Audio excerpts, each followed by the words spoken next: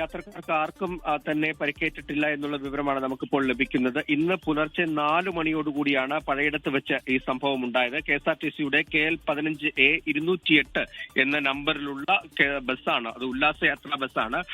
ആ ബസ്സാണ് കത്തി നശിച്ചത്. രാവിലെ ഈ യാത്ര പോകുന്നതിനിടയിൽ പിൻഭാഗത്തു നിന്നും തീയും പുകയും ഉയർന്നു എന്നാണ് യാത്രക്കാർ തന്നെ പറയുന്നത്. തുടർന്ന് പെട്ടെന്ന് ഈ തീ ആളിപ്പടരുകയായിരുന്നു ബസ്സിലേക്ക്. ഇത് ഈ തീ ഉയരുന്നത് കണ്ടപ്പോൾ തന്നെ വാഹനം നിർത്തി ആളുകളെ എല്ലാം പുറത്തേക്ക് ഇറക്കിയിരുന്നു. 28 യാത്രക്കാരാണ്, വിനോദസഞ്ചാരികളാണ് ആ വാഹനത്തിൽ ഉണ്ടായിരുന്നത്. അവരെ എല്ലാം തന്നെ ഉടൻ തന്നെ അവിടെ നിന്ന് മാറ്റി. തുടർന്ന് കാഞ്ഞിരപ്പള്ളിയിൽ നിന്നും ഫയർഫോഴ്സ് യൂണിറ്റ് എത്തി ഈ തീ അണയ്ക്കുകയായിരുന്നു. എന്താണ് ഈ തീ പടരാനുള്ള കാരണമെന്ന് ഇതുവരെ വ്യക്തമായിട്ടില്ല. ഷോർട്ട് സർക്യൂട്ട് ആണോ അതോ മറ്റെന്തെങ്കിലും സംഭവം ഉണ്ടായിട്ടുണ്ടോ എന്നതടക്കമുള്ള കാര്യങ്ങൾ പരിശോധിച്ചു വരികയാണ്. എന്തായാലും ആർക്കും തന്നെ പരിക്കില്ല, അത് വലിയ ആശ്വാസമാണ്. മലപ്പുറത്ത് നിന്ന് ഗവിയിലേക്ക് പോയ ഉല്ലാസയാത്രാ ബസ്സാണ്, KSRTCയുടെ ബസ്സാണ് ഇങ്ങനെ ഒരു തീ പടരുന്ന അവസ്ഥയിലേക്ക് എത്തിയത്.